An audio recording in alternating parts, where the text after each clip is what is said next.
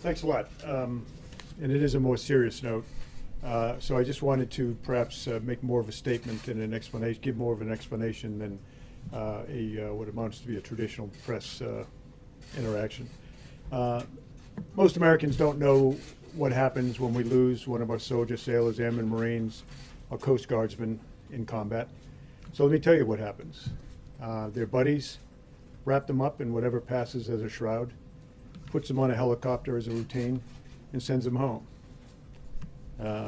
Their first stop along the way is when they're packed in ice, typically at the airhead, and then they're flown to usually Europe, where they're then packed in ice again and flown to Dover Air Force Base, where Dover takes care of the remains, embalms them, meticulously dresses them in their uniform with the medals that they've earned, the emblems of their service, and then puts them on another airplane linked up with a casualty officer escort that takes them home. A very, very good movie to watch if you haven't ever seen it is Taking Chance, where this is done in a movie HBO setting. Chance Phelps was killed under my command right next to me, and it's worth seeing that if you've never seen it. So that's the process. While that's happening, a casualty officer typically goes to the home very early in the morning and waits for the first lights to come on. And then he knocks on the door. Typically the mom and dad will answer, wife. And if there is a wife, this is happening in 2 different places. If the parents are divorced, 3 different places.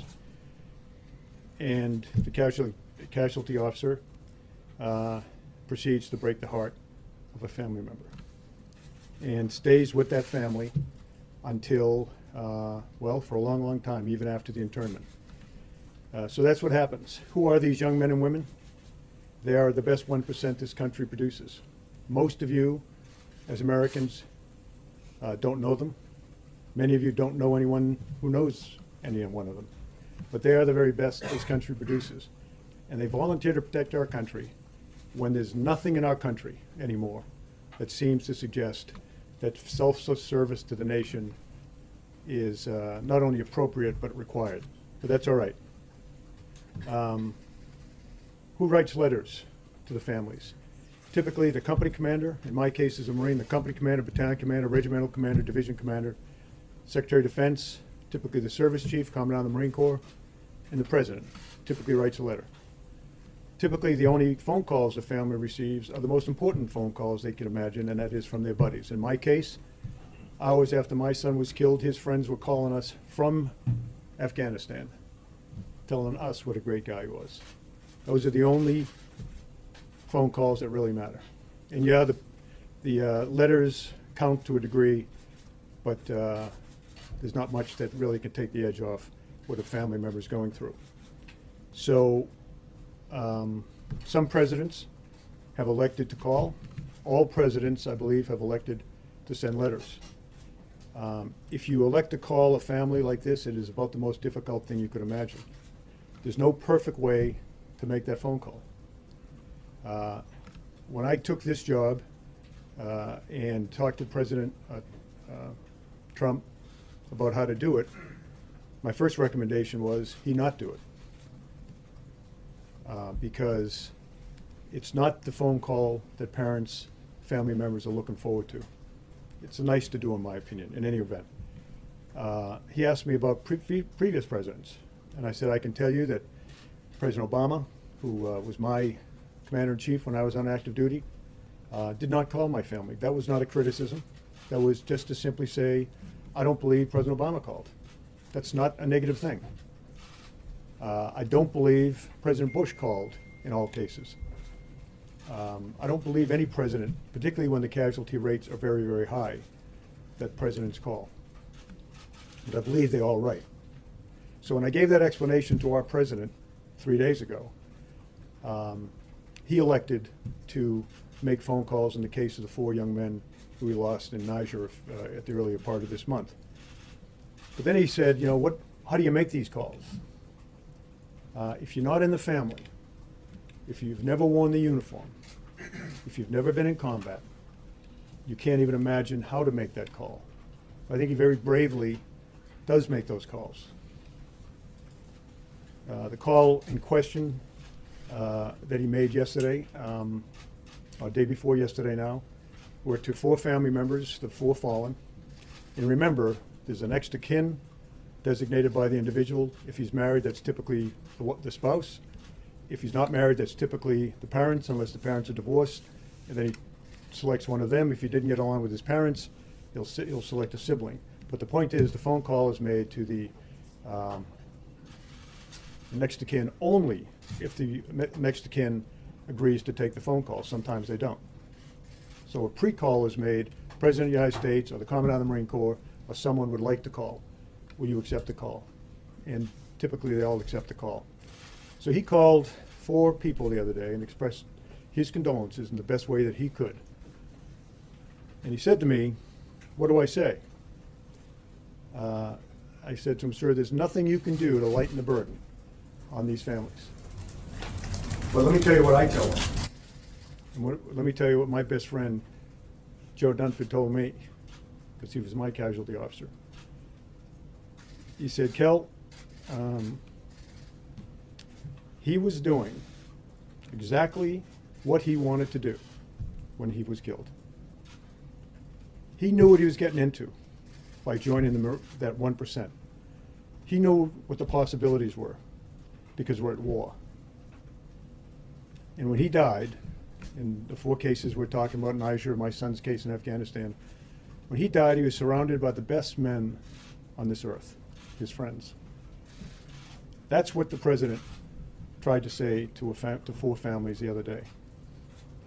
I was stunned when I came to work yesterday morning and brokenhearted at what I saw a member of Congress doing.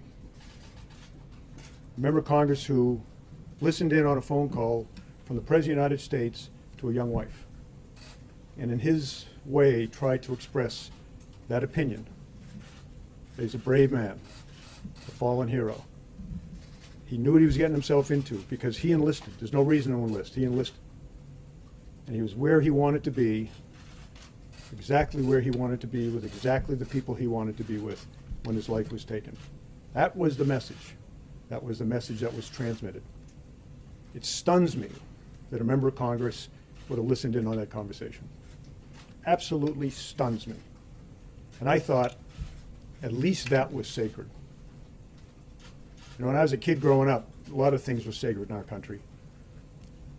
Women were sacred, looked upon with great honor. That's obviously not the case anymore, as we see from recent cases. Life, the dignity of life, was sacred. That's gone. Religion, that seems to be gone as well. Gold Star families, I think that left in the convention over the summer. But I just thought the selfless devotion that brings a man or woman to die on the battlefield, I just thought that that might be sacred. And when I listened to this woman and what she was saying and what she was doing on TV, the only thing I could do to collect my thoughts was to go and walk among the finest men and women on this earth. And you can always find them because they're in Arlington National Cemetery. Went over there for an hour and a half, walked among the stones, some of whom I put there because they were doing what I told them to do when they were killed. I'll end with this. In April rather, of 2015, I was still on active duty. And I went to the dedication of the new FBI field office in Miami. And it was dedicated to 2 men who were killed in a firefight in Miami against drug traffickers in 1986. A guy by the name of Grogan and Duke. Grogan almost retired, 53 years old. Duke, I think less than a year on the job. Anyways, they got in a gunfight and they were killed. 3 other FBI agents were there, were wounded, now retired. So we go down, Jim Comey did an absolutely brilliant memorial speech to those fallen men and to all of the men and women of the FBI who serve our country so well and law enforcement so well. There were family members there. Some of the children that were there were only 3 or 4 years old when their dads were killed on that street in Miami-Dade. 3 of the men that survived the fight were there and gave a rendition of how brave those men were and how they gave their lives. And a congresswoman stood up, and in the long tradition of empty barrels making the most noise, stood up there and all of that, and talked about how she was instrumental in getting the funding for that building, and how she took care of her constituents because she got the money, and she just called up President Obama, and on that phone call, he gave the money, the $20 million to build the building. And she sat down, and we were stunned that she'd done it. Even for someone that is that empty a barrel, we were stunned. But you know, none of us went to the press and criticized. None of us stood up and were appalled. We just said, okay, fine. So I still hope, as you write your stories, and I appeal to America, that let's not let this maybe lost thing that's held sacred in our society, a young man, young woman going out and giving his or her life for our country. Let's try to somehow keep that sacred. But it eroded a great deal yesterday by the selfish behavior of a member of Congress. So I'm willing to take a question or two on this topic. But let me ask you this. Is anyone here a Gold Star parent or sibling? Does anyone here know a Gold Star parent or sibling? Okay, you get the question. Thank you, General Kelly. First of all, you have a great deal of respect, Semper Fi, for everything that you've ever done. But if we could take this a bit further, why were they in Niger? What was, we were told they weren't in armored vehicles and there was no air cover. So what are the specifics about this particular incident, and why were we there? And why are we there? Well, I would start by saying there is an investigation. Now let me back up and say, the fact of the matter is, young men and women that wear our uniform are deployed around the world in their tens of thousands. Near the DMZ in North Korea, in Okinawa waiting to go, in South Korea, in Okinawa ready to go, all over the United States training ready to go. They're all over Latin America. Down there they do mostly drug interdiction, working with our partners, our great partners, the Colombians, the Central Americans, the Mexicans. You know, there's thousands. My own son right now back in the fight for his 5th tour against ISIS. There's thousands of them in Europe acting as a deterrent, and they're throughout Africa. And they're doing the nation's work there, and not making a lot of money, by the way, doing it. They love what they do. So why were they there?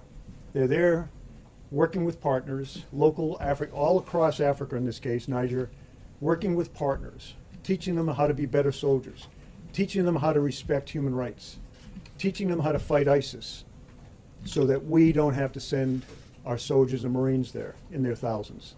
That's what they were doing there. Now there is an investigation. There's always unless it's a very, very conventional death in a conventional war. There's always an investigation. Of course, that operation is conducted by AFRICOM, that is, of course, works directly for the Secretary of Defense. There is I talked to Jim Mattis this morning. I think he made statements this afternoon. There's an investigation ongoing. An investigation doesn't mean anything was wrong.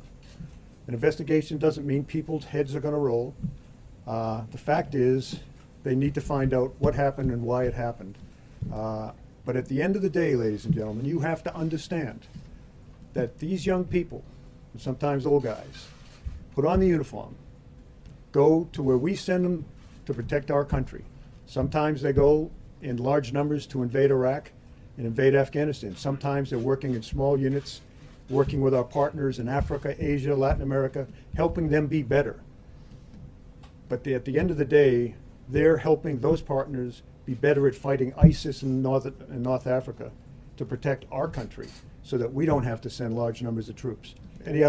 Someone who knows a Gold Star fallen person. John? General, thank you for being here today. Thank you for your service and for your family's sacrifice. There has been some talk about the timetable of the release of a statement about I think at that point it was 3 soldiers who were killed in Niger. Can you walk us through the timetable of the release of that information, and what part did the fact that a beacon was pinging during that time have to do with the release of the statement, and were you concerned that divulging information early might jeopardize a soldier's attempt at DNA? Yeah. First of all, that's we are at the at the highest level of the U.S. government, the people that will answer those questions will be the people at the other end of the military pyramid. I'm sure the Special Forces Group is conducting it. I know they're conducting an investigation. That investigation, of course, under the auspices of AFRICOM, ultimately will go to the Pentagon. I've read the same stories you have. I actually know a lot more than I'm letting on, but I'm not going to tell you. There is an investigation being done. But as I say, the men and women of our country that are serving all around the world. I mean, what the hell is my son doing back in the fight? He's back in the fight because working with Iraqi soldiers who are infinitely better than they were a few years ago to take ISIS on directly, so that we don't have to do it. Small numbers of Marines where he is, working alongside those guys. That's why they're out there, whether it's Niger, Iraq, or whatever. We don't want to send tens of thousands of American soldiers and Marines in particular to go fight. I'll take one more, but it's got to be from someone who knows. All right. General, when you talk about Niger, sir, what does your intelligence tell you about the Russian connection with them and what stories that are coming out now they're supporting? knowledge of any Russian connection, but I would not, in my position, know that. That's a question for Northcom or for, not Northcom, or AFRICOM or DoD. So, thanks very much. And as I walk off the stage, understand, there's tens of thousands of American kids, mostly, doing the nation's bidding all around the world. They don't have to be in uniform. You know, when I was a kid, every man in my life was a veteran. World War II, Korea, and there was the draft. These young people today, they don't do it for any other reason than their sense of selfless devotion to this great nation. We don't look down upon those of you that haven't served. In fact, in a way, we're a little bit sorry, because you'll never have experienced the wonderful joy you get in your heart when you do the kind of things our servicemen and women do, not for any other reason than they love this country. So just think of that, and I do appreciate your time.